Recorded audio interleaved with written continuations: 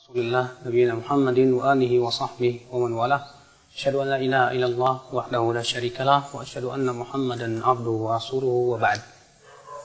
Ayo ikhwah, pada kesempatan kali ini kita akan mempraktekkan bagaimana tata cara wudu Nabi sallallahu alaihi wasallam.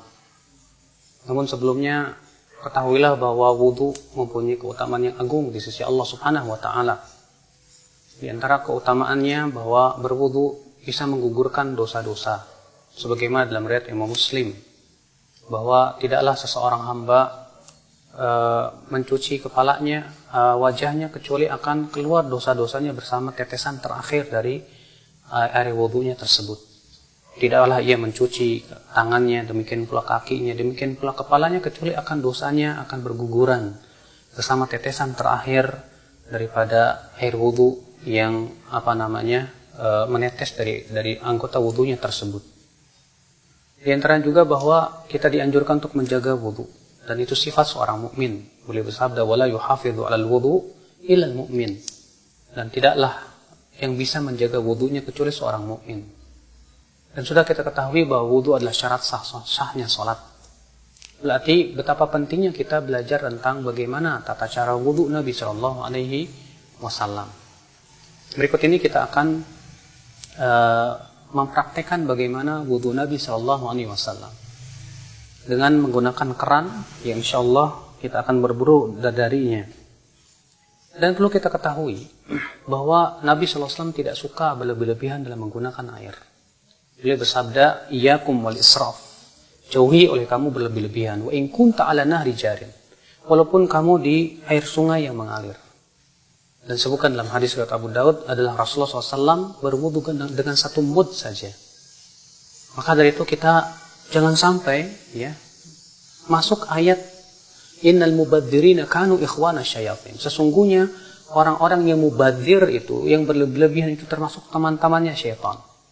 Kadang kita lihat ada orang yang berwudu, ternyata dibuka kerannya besar-besar, sehingga akhirnya dia menggunakan air secara berlebihan.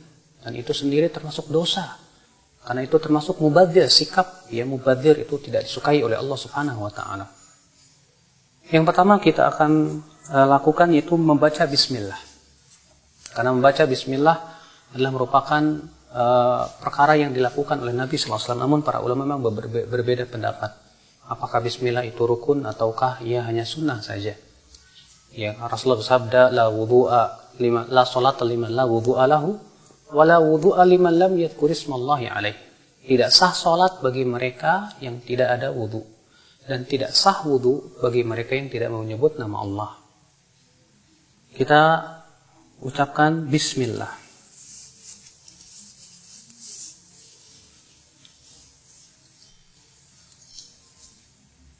Bismillah, kemudian kita cuci tangan kita 3 kali. Karena Nabi SAW mencuci tangannya 3 kali. Sebagaimana dalam hadis Utsman, hadis Abdullah bin Zaid. Kemudian setelah itu kita berkumur-kumur 3 kali.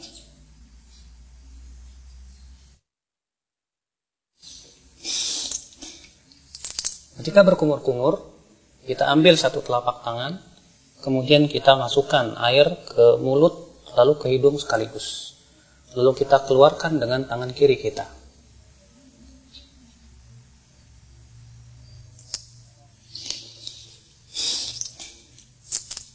Kita lakukan itu 3 kali.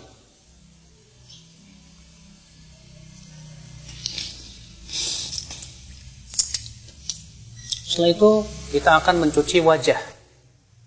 Dan batasan wajah terjadi ikhtilaf para ulama, apakah wajah itu dari sini ke sini, dan ini pendapat jumhur, itu mulai dari daging yang menyembul di sini, di telinga, sampai kepada ini.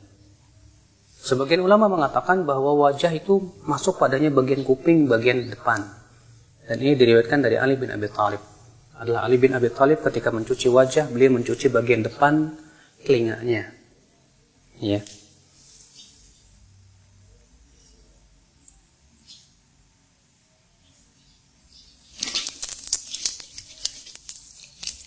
Dan dalam riwayat Ibnu Abbas, adalah Ibnu Abbas ketika mengambil air dari telapak kanannya, beliau adukan iringkan dengan telapak kirinya, kemudian beliau mengusap atau mencuci wajahnya. Kemudian dilakukan itu 3 kali.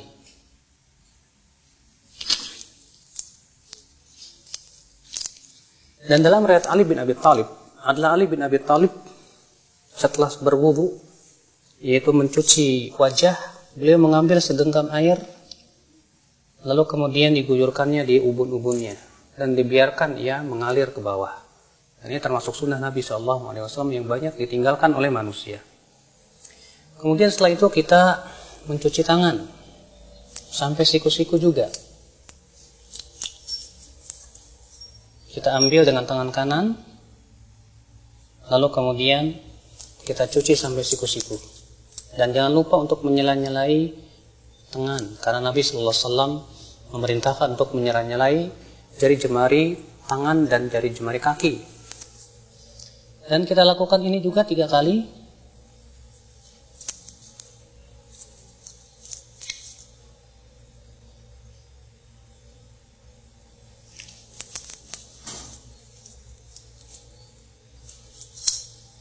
Kemudian setelahnya sebelah kiri.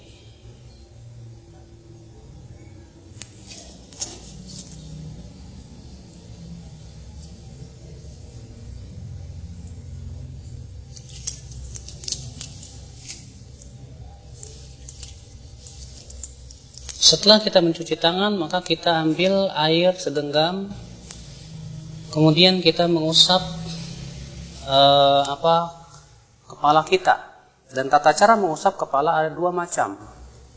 Yang pertama yaitu mengusap dari arah depan, kemudian kita seret sampai ke tengkuk, kemudian kita kembalikan lagi ke depan. Begini. Kemudian kita kembalikan lagi ke depan. Lalu kemudian kita masukkan jari kita ke dalam telinga, lalu kita usap bagian belakangnya. Seperti ini. Karena Rasulullah mengatakan al-udhunan minar ra's. 2 telinga itu bagian daripada kepala. Jadi ini cara yang pertama, itu dari arah depan. Kita kemudian tarik ke mana? Ke tengkuk. Kemudian kita kembalikan lagi ke bawah, ke depan. Kemudian kita masukkan, lalu kita usap bagian luar telinga. Ini cara yang pertama. Adapun cara yang kedua, itu yang disebutkan dalam hadis riwayat Abu Daud juga dari hadis Rubai', bahwa adalah Rasulullah SAW mengusap kepalanya wala yughayyir min sya'ri syai'an. Beliau tidak merubah bentuk rambutnya sama sekali. Ditafsirkan oleh para ulama, yaitu mengusap rambutnya mengikuti alur rambut sehingga tidak merubah. Sebab kalau kita mulai dari depan seperti ini kemudian ke belakang, tentu rambutnya akan acak-acakan. Tapi Rasulullah SAW pernah melakukan supaya rambutnya tidak acak-acakan, itu dengan cara apa? Beliau mengikuti alur rambut, ya, dan mengusapnya hanya sekali saja. Itu dengan dalam riwayat Imam Ahmad bin Hanbal, beliau memberikan contoh, diambil air, kemudian dimulai dari tengah, lalu ke depan, kemudian dimulai dari tengah, lalu ke belakang. Ini yang dicontoh oleh Imam Ahmad bin Hanbal. Maka ini kata Al-Imam Al-Khattabi, khusus bagi mereka yang mempunyai rambut yang panjang. Ketika ia berwudu, ia tidak ingin rambutnya berubah. Maka pada waktu itu kita cukup usap kepala kita sesuai dengan alur rambut, sehingga rambut itu tidak acak-acakan. Ini subhanallah juga banyak tidak diketahui oleh banyak kaum muslimin, padahal hadisnya sahih atau hasan, dihasankan oleh Syekh Al-Albani rahimahullah. Dan dalam riwayat Muawiyah ketika mengusap kepalanya, itu beliau menggunakan cara seperti ini.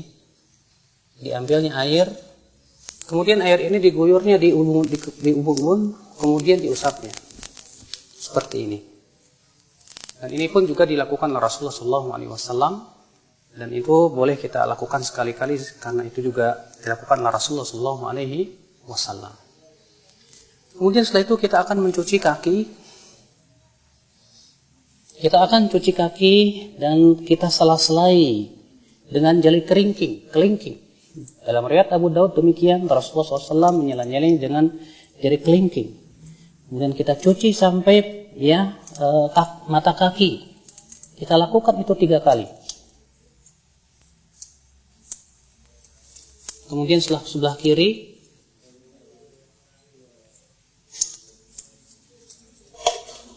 kita lakukan itu 3 kali.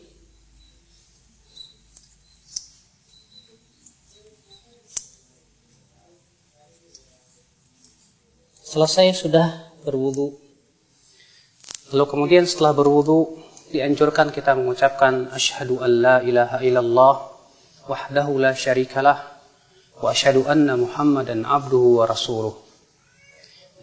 Bisa ditambahkan Allahumma ja'alni minat tawwabin waj'alni minal mutatahhirin. Dan disebutkan dalam riwayat Tirmidzi, Rasulullah SAW juga mengajarkan doa lain. Ya, setelah wudu, yaitu subhanakallahumma bihamdik asyhadu an la ilaha illa anta astaghfiruka wa atubu ilaik. Rasulullah, siapa yang membaca ini setelah wudunya, maka akan distempel dan tidak akan pecah selama-lamanya sampai hari kiamat. Subhanallah. Rasulullah mengatakan, siapa yang mengucapkan setelah wudunya asyhadu an la ilaha illallah wahdahu la syarikalah wa asyhadu anna Muhammadan abduhu wa rasuluh, maka akan dibukakan untuk dia 8 pintu surga. Dia bisa masuki 8 pintu surga itu dari pintu mana saja dia masuk. Masya Allah. Lalu kemudian disunahkan kita untuk sholat 2 rakaat. Disebutkan dalam hadis Bilal, Rasulullah bersabda, ya Bilal, bima sabaqtani ilal jannah, dengan apa engkau mendahuliku ke dalam surga? Kata Bilal, wahai Rasulullah, tidaklah aku berhadas kecuali aku sholat 2 rakaat. Kata Rasulullah, dengan 2 itu kamu masuk surga. Subhanallah. Ini keutamaan yang agung ya akhul Islam. Semoga ini memberikan faidah untuk kita semua tentang bagaimana tata cara wudu Nabi SAW. Ini saja. Subhanakallah bihamdik. Asyhadu an la ilaha illa anta astaghfiruka wa atubu ilaik. Wassalamualaikum warahmatullahi wabarakatuh.